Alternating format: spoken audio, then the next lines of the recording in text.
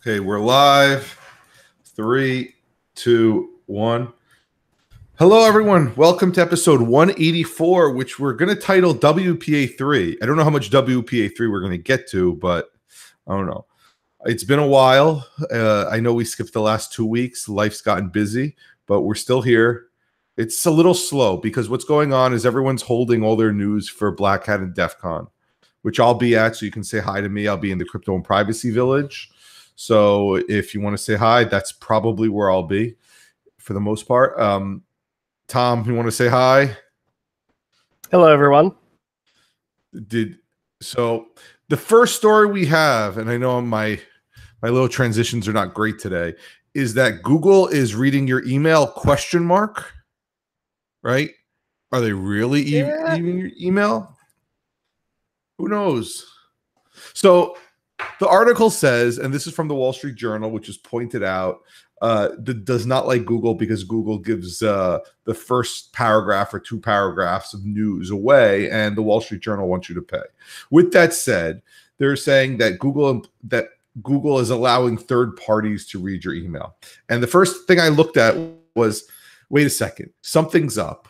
Even it's the Wall Street Journal, whatever it is, it's not fake. It's something must be up. And when you read the article, basically what they're saying is if you allow third parties permission to access your Gmail for whatever reason, one of those permissions is can read email.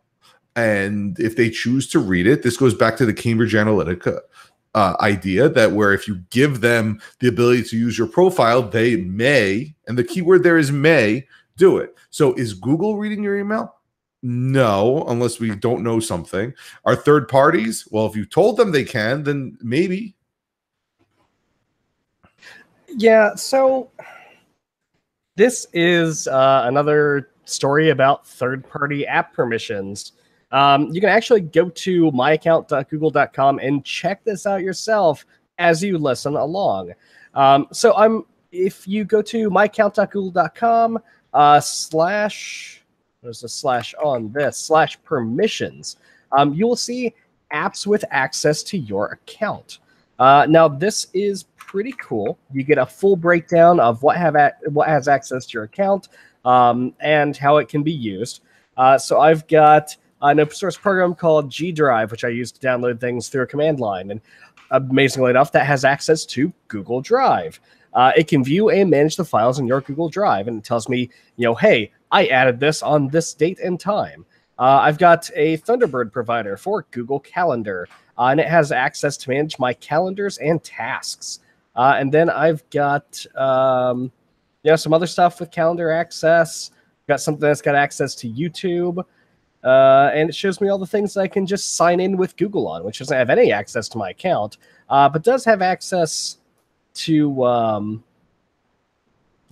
like basic info, like my profile info, email address, stuff like that.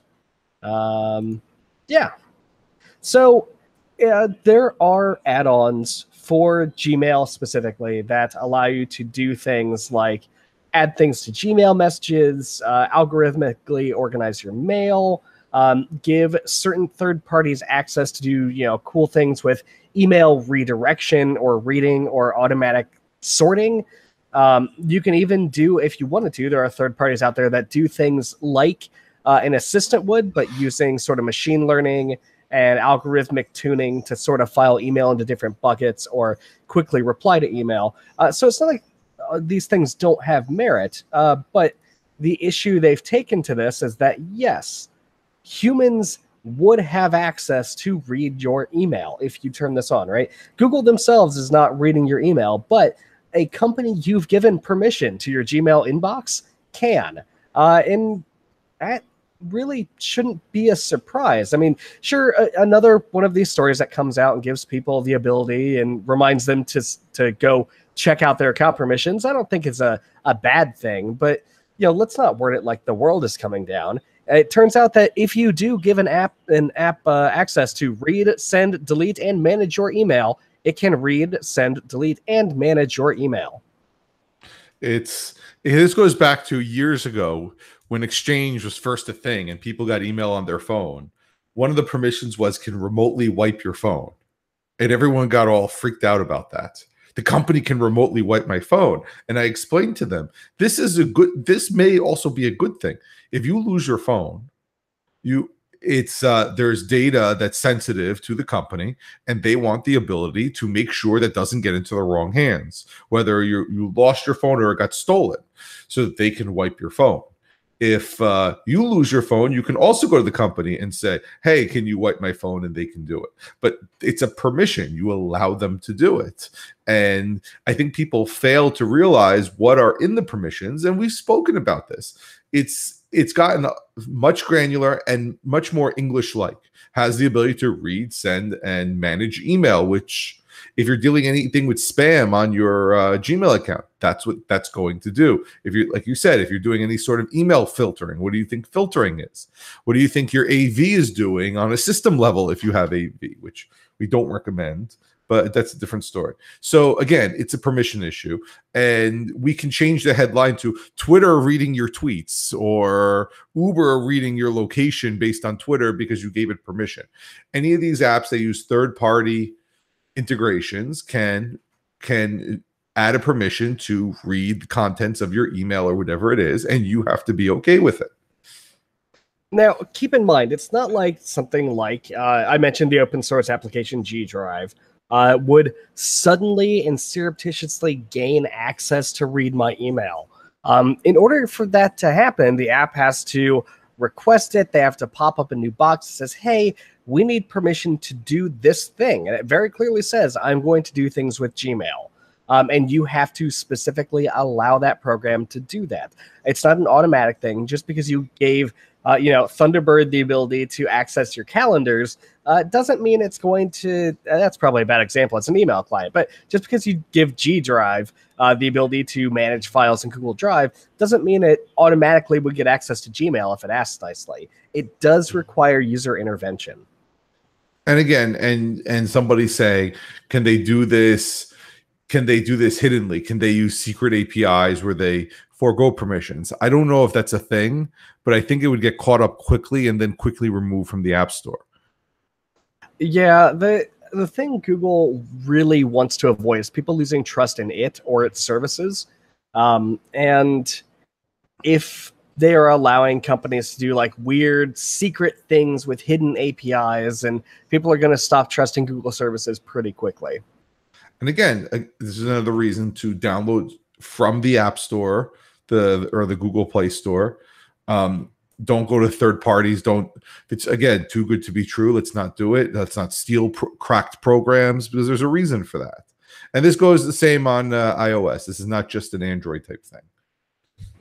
Yeah, there are a lot of cryptocurrency miners out there in these weird, shady third-party app markets that are, built by unknown companies for unknown reasons, giving out, free versions of paid software.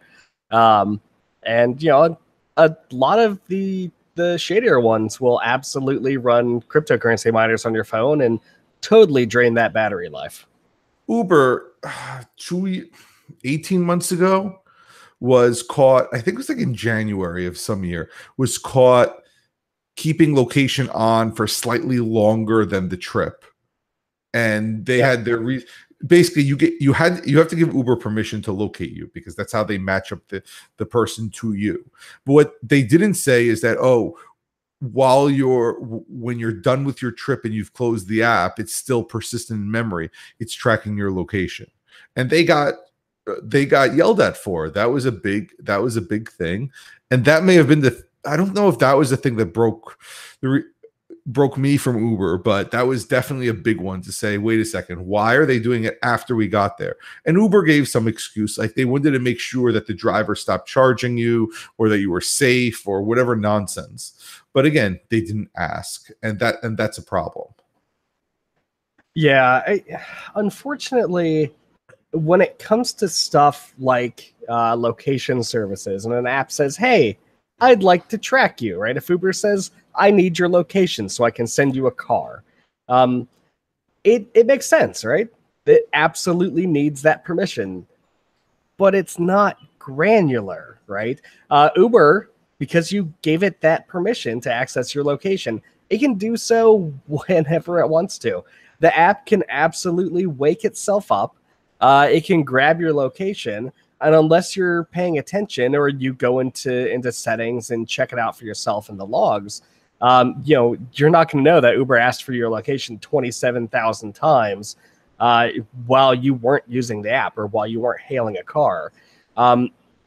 The issue with blanket permissions is that they can be invoked at any time.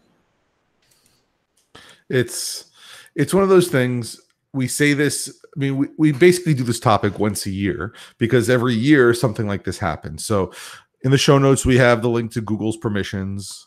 Go there, go check it out. You can revoke apps. Facebook and Twitter and Instagram. I don't know if Instagram, but Facebook and Twitter definitely have the same idea where you can go in and change the permissions with the integrations. And I think Slack has that, but I try not to integrate anything with Slack. Just eats up too much memory. So we can do that. Anything else on this? I don't think so. No, do your standard, Google says visit the security checkup page to see which apps are linked to your account. And it's always a good idea to go in there every so often and just remove the stuff you're not using. If you do need it again later, it's not like you've completely voided access for the rest of all time and you can never get it back. You can always go back to the app and it'll say, whoa, we're missing permissions that we thought we had. Can we get those back? And you can always reset up that stuff later. So if it's something that you're like, I might use this in the future, I probably won't, but I might, just go ahead and get rid of it. You can always re-enable that app later. We'll remind you in December when we again talk about security type things to do while you're bored at work that last week. Or you're home bored at work.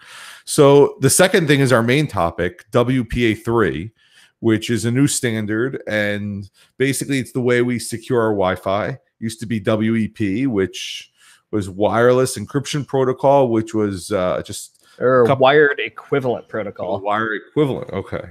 It's going to be $1 million question one of these shows. I'm going to get it wrong.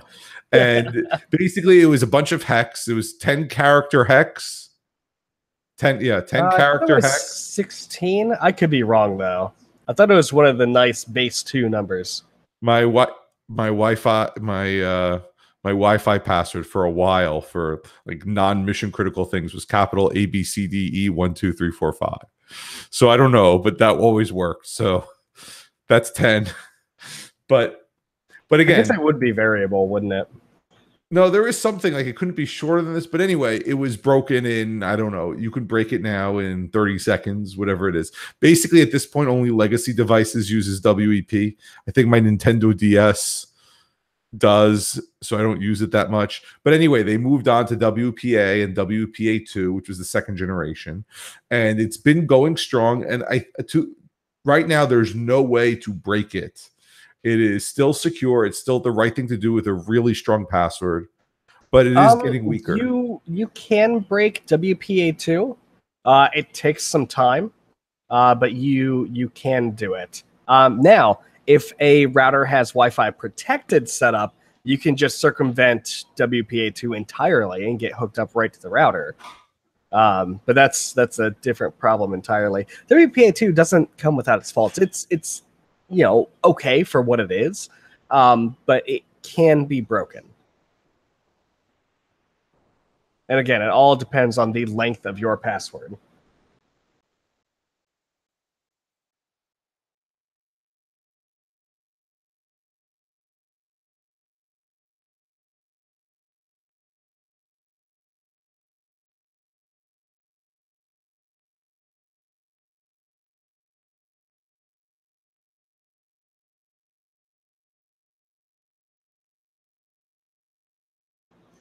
For anyone watching us live, there's currently a power outage at Heim's place.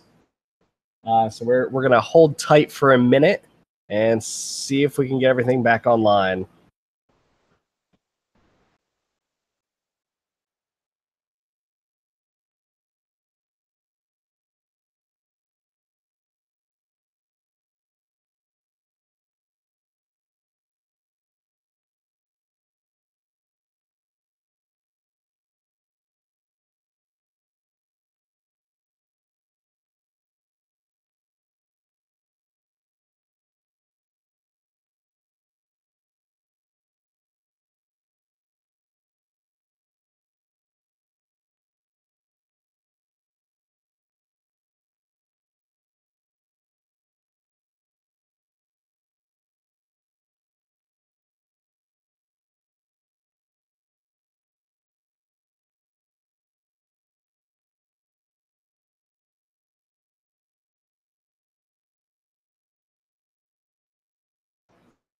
All right, looks like things are booting slowly, coming back up.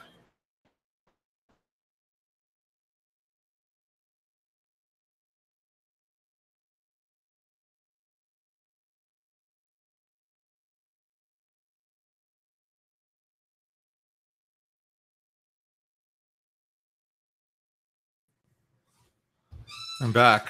All right. Okay, I can cut. So Go ahead. I have been recording, but we can take it from here. Are you still recording? I am. Oh, I don't know. That's not. No, I stopped. Okay. Well, just take the Hangouts. All right. Okay. Are we? It says live, so I think we're live. Okay. So let's give me a second. So it wasn't exactly a power outage. My foot hit the surge. The monitor shut off. Oh no! And I'm like, how come one monitor is on and the other monitor is off? And I'm like, oh, it's on the surge. I touched that, and so I still don't know what exactly happened, but whatever. I have done that a lot, and I've now put my my power strip on top of my desk because I do that all the time. The students at school at one of the 3 desks has it, and I tell the kids, look underneath. If you have the power surge and you are a fidgeter, move desks because it will happen, and you're going to bother 3 people or 4. Okay, so WPA. Yes. So WPA2, yes, it can be broken. Better, more complex passwords will help to avoid this problem. If you have WPS enabled, then yeah, you're as good as dead, and somebody can get in a couple hours. So it's not perfect. It is good, but there are still definite issues with it. Like, it would be nice if we had the ability to encrypt traffic between users in public Wi-Fi networks so they couldn't snoop on each other. And it turns out WPA3, that's one of its core features. Now, I don't want to get all negative and angry about new protocols before they even come out, before we've had a chance to test them and bash on them a little bit. But I am not looking forward to WPA3. Yeah, it's got a lot of great ideas. It looks like it's going to do a lot of things right. But from what we've seen with WEP, with WPA, with WPA2, the Wi-Fi Alliance, I simply do not trust them to implement secure protocols. They haven't done so successfully before. WPA2 is the best they've done, and it's still got a host of problems with it.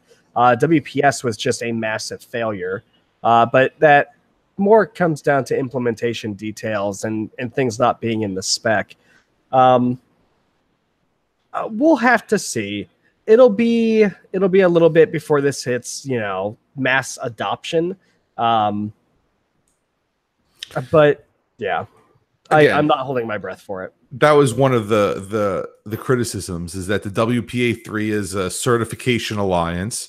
You have to pay money to be part of it. So the people who are willing to break these things, the hackers who have time and want to sit there and really play with it, are not going to pay the licensing fee to test it out. So that was one thing. And then when it comes out, how are they going to? It's going to be, if there are security vulnerabilities, which I'm sure there will be, they'll sort of be patched. But again, what are you doing? You're buying a router. It sits there. Who knows if it's going to get upgraded? And so you're buying something right off the shelf that will never be upgraded. And if there are major holes in it, you're out of luck. And keep in mind that when you put out the standard, right? When you say, hey, this is WPA3, implement this, and you'll be able to connect to anything that's Wi-Fi certified. You can't really make core changes. So let's say, for instance, right, just purely as an example, let's say they put out a completely broken encryption that could be thwarted in mere minutes, something like a wired equivalent protection scheme of some kind. If they